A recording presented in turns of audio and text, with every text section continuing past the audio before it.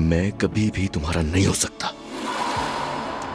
यानी तुम मुझे छोड़ दोगे असलान? तुम फौरन अपनी शिकायत वापस लोगी और उसके बाद दुआ बाहर आएगी और मैं भी तुम पर यकीन करने का ड्रामा करूंगा, या कम से कम कोशिश कर लूंगा। मगर जब तक दुआ जेल में, तुम मेरे साथ एक दिन भी इस घर में नहीं रहोगी।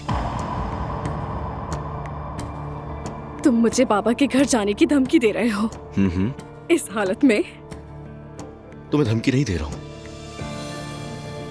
जो होने वाला है वो बता रहा हूं मैं तुम्हें। और इसकी वजह यह है क्योंकि तुम पहले भी ऐसा कर चुकी हो। तो इस बार अगर तुम सोच रही हो कि मैं तुम पर यकीन करूंगा तो तुम गलती पर हो। असलान, तुम अपना दिफा फजूल कर रही हो मेरे सामने, ये जान लो। मैं तुम्हारी हकीकत को जान चुका हूं। इस ड्रामेबाजी का फायदा नहीं है कोई।